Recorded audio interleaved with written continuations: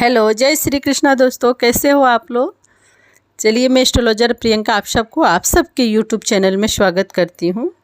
अब हम 29वां अध्याय की कथा श्रवण करेंगे। आप लोग भी मेरे साथ सुनिए और पुण्य फल की प्राप्ति कीजिए। उस करदय के ऐसे वचन सुनकर दूत बोले, क्या तुमने बड़ा भारी कार्य नहीं किया है? हे प्रभु, सबसे उत्तम मास कैसे नहीं जाना। यह पुरुषोत्तम मास नाम से विष्णु का प्रिय है और महा पवित्र है।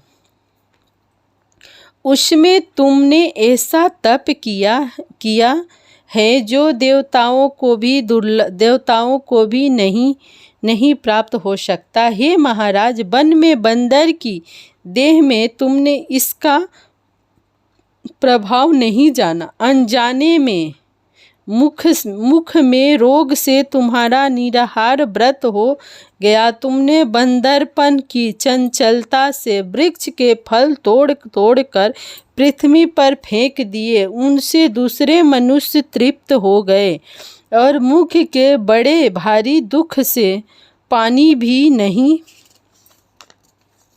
नहीं पिया। इसीलिए तुम्हारा अनजाने में बड़ा भारी तप हो गया और फलों के गिराने से परोपकार भी हो गया।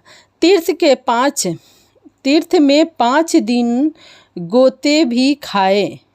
इसी से पुरुषोत्तम मास में तुम्हारा स्नान का फल भी हो गया। इसी तरह तुम रोगी का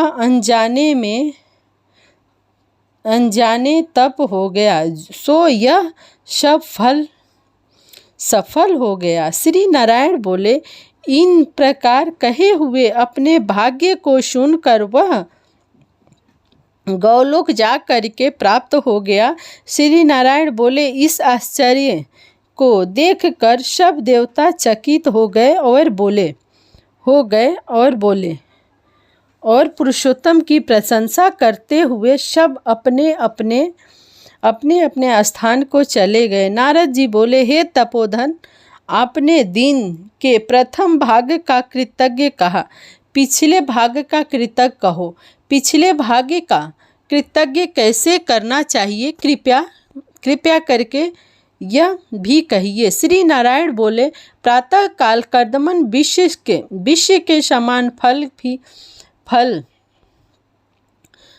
प्रातः काल कर्दमन विधि से समाप्त कर फिर मध्याह्न काल की संध्या कर तिलों से तर्पण करके अतिथि के लिए द्वार पर देखे जो अतिथि भाग्य से गौ के दोहने के समय आ जाए तो उसकी पूजा करें।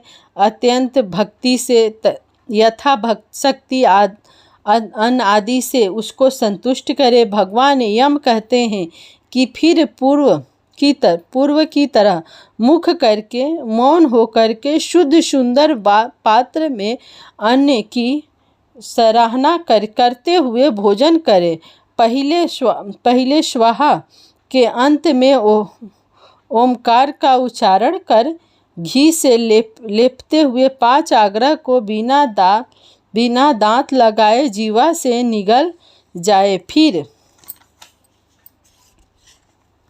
फिर मन लगाकर पहले मीठा भोजन खाए। ब्राह्मण शस्त्र विरुद्ध अभयक्षय भोज्य आदि पदार्थों को न खाए। सूखा बासी भोजन भी अभयक्षय कहा है। भोजन पर बैठकर श्रेष्ठ मार्ग का विरोध न करे। श्रेष्ठ शास्त्र के आश्रय से परवाह श्री कृष्ण का विचार कर। फिर बुद्धिमान पुरुष सर्वस्त्र आजीविका न होए तो भी एकाग्र मन हो कर 2 घड़ी आत्म विद्या का श्रवण करे। फिर श्रेष्ठ अपना काम धंधा करे और संपूर्ण सिद्धियों के देने वाले श्री कृष्णचंद्र का मन में ध्यान करे। सूर्य के अस्त होने पर तीर्थ अथवा घर पर जाकर पैर धोकर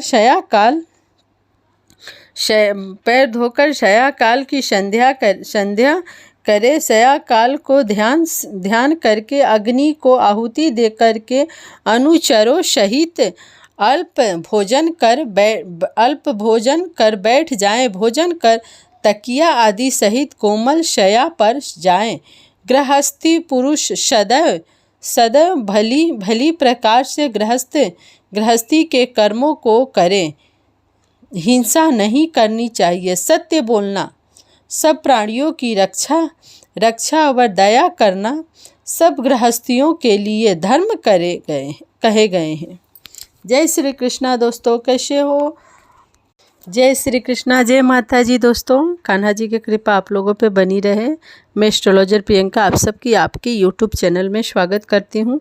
चलिए 30वां अध्याय की कथा श्रवण करते हैं। कृपया ध्यान से सुनिए। नारद जी बोले, हे तपोनिधे, आपने पहले पतिव्रता स्त्री की स्तुति की, अब कृपा करके उनके लक्षणों का संक्षिप्त में वर्णन कीजिए। सूत जी बोले, हे ब्राह्मण, नारद जी के इस प्रकार पूछने पर श्री नारायण बोले, हे नारद सुनो,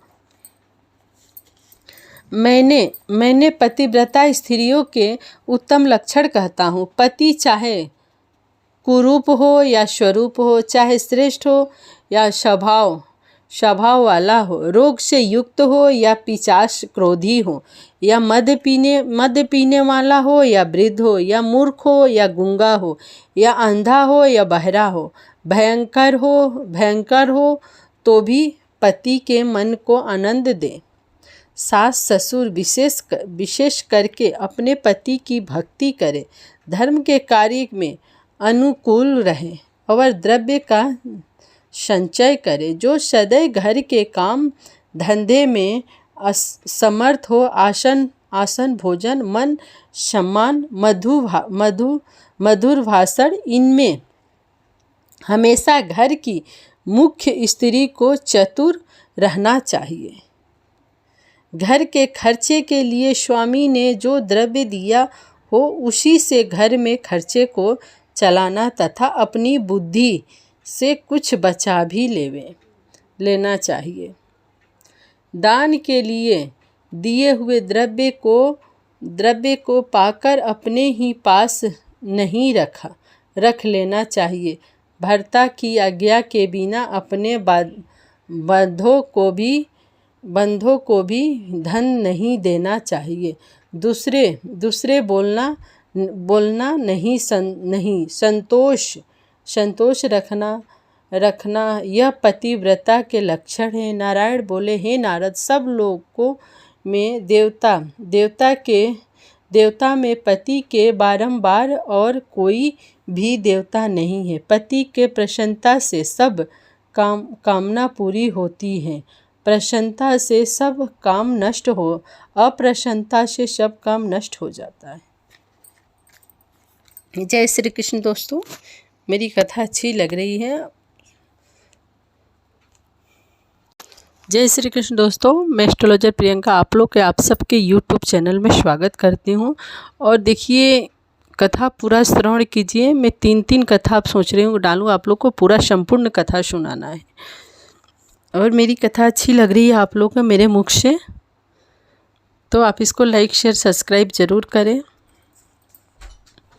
श्री सूत जी बोले, हे विप्रो, इसी प्रकार नारद मुनि पतिव्रता स्त्रियों के धर्म का वर्णन सुनकर थोड़ा और पूछने के लिए बोले। नारायण कहने लगे, हे बद्रीपते, आपने दोनों में उत्तम काशी का संपुट कहा सो इसका कारण विस्तार पूर्वक हमसे कहिए। श्री नारायण बोले, हे ब्राह्मण, इस व्रत को पहले एक बार श्री पार्वती जी ने किया था।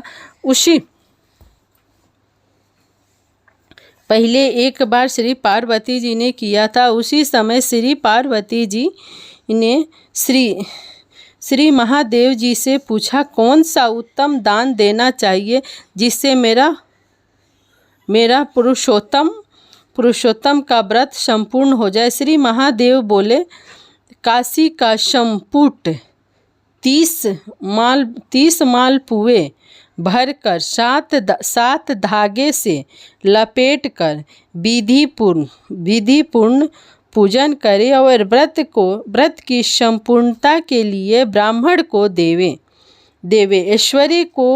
ऐश्वर्य हो तो ऐसे 30 देवे। इसी प्रकार महादेव जी के उपकार करने वाले सुंदर वचन सुनकर सब लोगों का हित चाहने वाली श्री पार्वती जी प्रसन्न होकर विद्वान ब्राह्मणों को 30 संपुट देकर अत्यंत आनंद को प्राप्त हुए। सूत जी कहने लगे कि हे विप्रो इस तरह नारायण जी के अमृत समान वचन सुनकर नारद जी अत्यंत तृप्त होकर बारंबार नमस्कार कर फिर बोले हे पुरुषोत्तम, मांस का सब धनों में सब साधनों में श्रेष्ठ है। मैंने सब महत्व सुन ऐसा ही निश्चय किया है जिसके सुनने मात्र से ही भक्ति से मनुष्य के पाप नाश हो जाता है। यदि श्रद्धा और विधि से व्रत किया जाए तो कहना ही क्या है। मेरी बुद्धि से ऐसे ही प्रतीत होता है। इसके आगे हमको और कुछ भी सुनना बाकी नहीं है।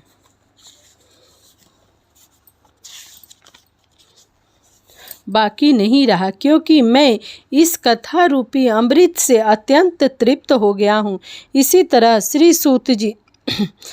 तरह वह सूत जी ब्राह्मणों को आदि और आशीर्वाद लेकर ब्राह्मणों की प्रदक्षिणा का प्रणाम करके अपना कृतज्ञ करने के लिए गंगा जी की ओर चल दिए। और नैमिषारण्य में रहने वाले मुनि आपस में कहने लगे कि यह पुरुषोत्तम का महत्व अत्यंत श्रेष्ठ है और पुराना है।